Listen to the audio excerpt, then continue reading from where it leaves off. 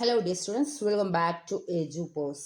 ഇന്നത്തെ വീഡിയോയിൽ നമ്മൾ ഡിസ്കസ് ചെയ്യാൻ പോകുന്നത് +2 സോഷ്യോളജി തുല്യത കോഴ്സിലെ ഭാഗം 2 ഇന്ത്യയിലെ. അപ്പോൾ നമുക്ക് ക്ലാസ്സിലോട്ട് കടക്കാം. നമുക്കറിയാം, ഗ്രാമങ്ങളിൽ പലതരത്തിലുള്ള തൊഴിലുകൾ നിലനിൽക്കുന്നുണ്ട് അല്ലെ. ഈ തൊഴിലുകളിൽ ഏർപ്പെടുന്ന അല്ലെങ്കിൽ ഈ വ്യത്യസ്ത തൊഴിലുകൾ ചെയ്യുന്ന ആളുകളെ എല്ലാവരും ഒരേ തരത്തിൽപ്പെട്ട അല്ലെങ്കിൽ ഒരേ ജാതിയിൽപ്പെടുന്നവർ അല്ല അല്ലെ. വ്യത്യസ്ത ജാതികളിൽ പെടുന്നവരും വിവിധ ദേശങ്ങളിൽ നിന്നും വരുന്ന അല്ലെങ്കിൽ വിവിധ സ്ഥലങ്ങളിൽ വസിക്കുന്നവരുമായിട്ടുള്ള ആളുകളാണ്. ഇന്ത്യൻ ഗ്രാമങ്ങളിലെ മുഖ്യ തൊഴിൽ എന്ന് പറയുന്നത് എന്താണ്? നമുക്ക് എല്ലാവർക്കും അറിയാം, കൃഷിയാണ്. അഗ്രികൾച്ചർ ആണ് പ്രധാനപ്പെട്ട ഗ്രാമങ്ങളിലെ ഒരു തൊഴിൽ മാർഗം എന്ന് പറയുന്നത്. ഓക്കെ, ഗ്രാമത്തിലെ കൃഷിഭൂമിയുടെ അവകാശവും ഭൂവുടമകളും കർഷകരുമായുള്ള ബന്ധവും സംബന്ധിച്ച വിഷയങ്ങൾ നമുക്ക് ഈ ചാപ്റ്ററിൽ വളരെ വിശദമായിട്ടും പരിശോധിക്കാൻ ഉണ്ട്. ഇവിടെ ഗ്രാമത്തിലെ കൃഷിഭൂമിയുടെ അവകാശവും അതുപോലെ ഭൂവുടമകളും കർഷകരുമായിട്ടുള്ള ബന്ധവും ഇത് സംബന്ധിച്ച വിഷയങ്ങളാണ് നമുക്ക് വളരെ ഡീറ്റെയിൽ ആയിട്ട് ഈ ചാപ്റ്ററിൽ പഠിക്കാനുള്ളത് അല്ലെങ്കിൽ നമുക്ക് മനസ്സിലാക്കേണ്ടത്. ഓക്കെ, അപ്പോൾ ഫസ്റ്റ് ടോപ്പിക് എന്ന് പറയുന്നത് കാർഷിക ഘടന, ഗ്രാമീണ ഇന്ത്യയിലെ ജാതിയും വർഗവും, agrarian structure, caste and class in rural India. ഇതാണ് ഒന്നാമത്തെ ടോപ്പിക്. അപ്പോൾ നമുക്ക് ഈ ടോപ്പിക്കിലോട്ട് കടക്കാം. എന്തൊക്കെയാണ് ഈ ടോപ്പിക്കിൽ നമുക്ക് മനസ്സിലാക്കാൻ ഉള്ളത്? ഓക്കെ, അപ്പൊ നമ്മുടെ എല്ലാവരുടെയും ഗ്രാമത്തിൽ എന്തുണ്ട്? കൃഷിഭൂമിയുണ്ട് അല്ലെ. ഈ കൃഷിഭൂമികൾ ഏത് രീതിയിലാണ് എല്ലാവരിലേക്കും ഡിസ്ട്രിബ്യൂട്ട് അല്ലെങ്കിൽ വിതരണം ചെയ്യപ്പെട്ടിരിക്കുന്നത്? ജനങ്ങൾക്കിടയിൽ അത് തുല്യമായിട്ടാണോ വിതരണം ചെയ്യപ്പെട്ടിരിക്കുന്നത്?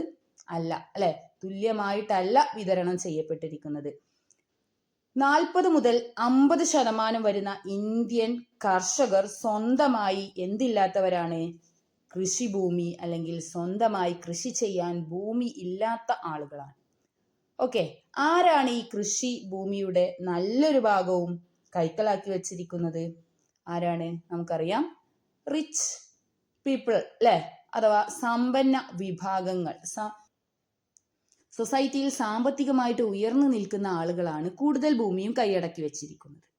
ഗ്രാമപ്രദേശങ്ങളിൽ ജാതിയും വർഗവും തമ്മിലുള്ള ബന്ധം വളരെ സങ്കീർണമായിട്ടാണ് കണ്ടുവരുന്നത്. ഓക്കെ, ദെൻ ഉയർന്ന ജാതിക്കാർക്ക് കൂടുതൽ ഭൂമിയുണ്ട്, വരുമാനമുണ്ട്, ഇതൊക്കെ ഉണ്ട്.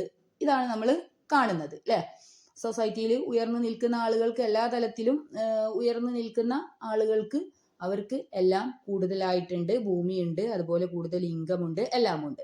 ഓരോ പ്രദേശത്തും സാധാരണയായിട്ട് ഒന്നോ അല്ലെങ്കിൽ രണ്ടോ പ്രധാന ഭൂവുടമ ജാതികൾ ഉണ്ടായിരിക്കും. ഇവർക്ക് എന്തുണ്ടായിരിക്കും?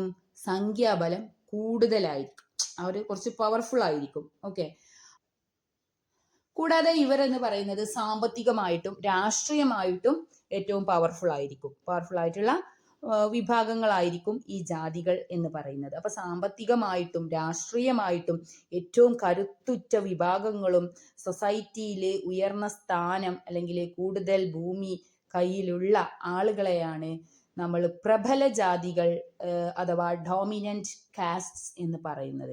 ഇങ്ങനെ വിശേഷിപ്പിച്ചത്, അതായത് ഈ ഡോമിനന്റ് കാസ്റ്റിനെ, പ്രബല ജാതികളെ ഈ പേരിൽ വിശേഷിപ്പിച്ചത് ആരാണ്? പ്രബല ജാതി എന്ന് വിശേഷിപ്പിച്ചത് ആരാണ്? MN ശ്രീനിവാസ് ആണ്. ആരാണ്? MN ശ്രീനിവാസ്. അപ്പൊ പ്രബല ജാതി എന്ന് കേട്ടാൽ ആരുടെ പേര് ഓർക്കണം? MN ശ്രീനിവാസ്. വൺ വേർഡ് ആയിട്ട് ചോദിക്കും, അല്ലെങ്കിൽ എന്താണ് പ്രബല ജാതികൾ എന്ന് 2-3 മാർക്കിന് ഷോർട്ട് ആൻസർ ആയിട്ടും ചോദിക്കാൻ സാധ്യതയുണ്ട്. ഓക്കെ, അപ്പൊ ഇനി ഈ പ്രബല ജാതികളുടെ പ്രത്യേകതകൾ എന്തൊക്കെയാണ് അതും ചോദിക്കാം. എന്താണ് പ്രബല ജാതികൾ എന്ന് ചോദിച്ചാൽ, പ്രത്യേകത ചോദിച്ചാലൊക്കെ ആൻസർ ഒന്നാണ്. പ്രത്യേകതകൾ ചോദിക്കുമ്പോൾ നമ്മൾ എന്ത് ചെയ്യണം? അത് നമ്പർ ഇട്ട് പോയിന്റ് ആയിട്ട് എഴുതാൻ ശ്രമിക്കണം. അപ്പൊ നമുക്ക് നോക്കാം പ്രബല ജാതികളുടെ പ്രത്യേകതകൾ എന്തൊക്കെയാണ് എന്നുള്ളത്. ഓക്കെ, ഇവർക്ക് ഉയർന്ന സംഖ്യാബലം ഉണ്ടായിരിക്കും. ഒന്നാമത്തെ പ്രത്യേകത, പ്രബല ജാതികൾക്ക് എന്തുണ്ടായിരിക്കും? ഉയർന്ന സംഖ്യാബലം ഉണ്ടായിരിക്കും. സാമ്പത്തികമായിട്ട് ഇവരെന്തായിരിക്കും? കരുത്തുറ്റവരായിരിക്കും, നല്ല ഇക്കണോമിക്കലി പവർഫുൾ ആയിട്ടുള്ള അല്ലെങ്കിൽ നല്ല സാമ്പത്തികമുള്ളവർ ആയിരിക്കും എന്നതാണ് രണ്ടാമത്തെ സവിശേഷതയായിട്ട് പറയുന്നത്. ദെൻ കൂടാതെ അവർക്ക് സൊസൈറ്റിയിൽ സ്ഥാനം, രാഷ്ട്രീയത്തിൽ സ്ഥാനം, അതായത് ആ പോയിന്റ് നമുക്ക് എങ്ങനെ പറയാം, രാഷ്ട്രീയ സ്വാധീനമുള്ളവരായിരിക്കും. അപ്പൊ ഇങ്ങനെ 3 പ്രത്യേകതകളാണ് പ്രബല ജാതികളെ കുറിച്ച് ആര് പറയുന്നത്, MN ശ്രീനിവാസ് പറയുന്നത്. ഓക്കെ, ഡോമിനന്റ് കാസ്റ്റിനെ കുറിച്ച് പറയുന്നത്.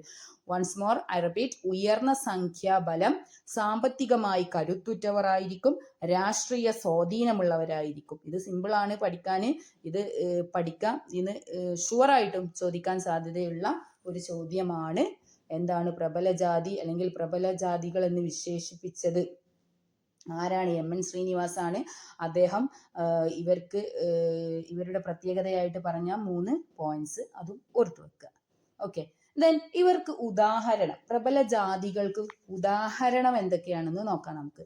ഉത്തർപ്രദേശിലെ ജാട്ടുകളും രജപുത്രന്മാരും, ഓക്കെ, അതുപോലെ കർണാടകയിലെ വൊക്കലിംഗമാരും ലിംഗായത്തുകളും ഇത്തരം ജാതികൾക്ക് ഉദാഹരണമാണ്.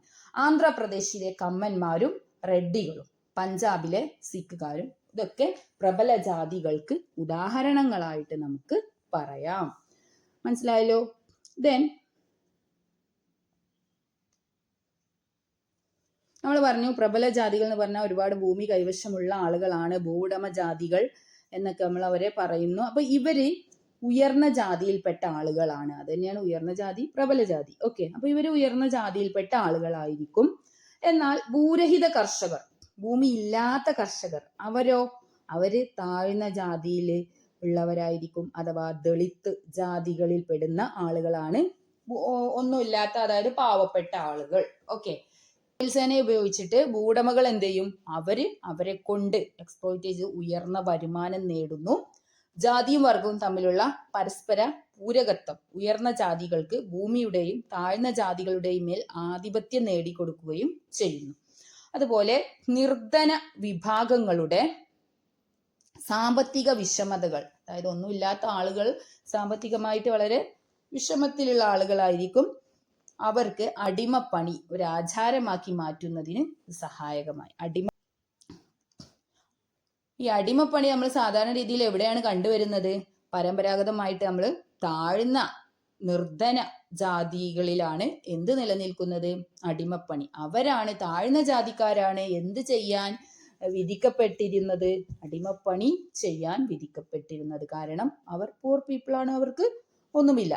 അപ്പം ഈ പ്രബല ജാതികളുടെ അടിമപ്പണി ചെയ്യാൻ അവർ വിധിക്കപ്പെടുന്നു. ഗുജറാത്തിൽ പറഞ്ഞിരുന്നത് ഹൽപ്പതി സിസ്റ്റം അഥവാ ഹൽപ്പതി സമ്പ്രദായം എന്നാണ്. അതൊന്ന് ഓർത്തു വെക്കുക. ഗുജറാത്തിൽ അടിമപ്പണിക്ക് പറയുന്നത് ഹൽപ്പതി സമ്പ്രദായം, ഹൽപ്പതി സിസ്റ്റം. കർണാടകത്തിൽ ഇതിനെ പറയുന്നത് ജീത സിസ്റ്റം അഥവാ ജീത സമ്പ്രദായം. ആ 2 ടേംസ് ഒന്ന് ഓർത്തു വെക്കുക. അപ്പൊ ഈ പറഞ്ഞതൊക്കെ വെരി വെരി ഇമ്പോർട്ടൻ്റ് ആണ്, പരീക്ഷയ്ക്ക് വരുന്ന സാധനങ്ങളാണ്. ഓക്കെ, അപ്പൊ നന്നായിട്ട് പഠിക്കുക. ഒറ്റ പ്രാവശ്യം വായിക്കേണ്ടതുള്ളൂ, വളരെ ക്ലിയർ ആയിട്ട് മനസ്സിലാവും. ഓക്കെ,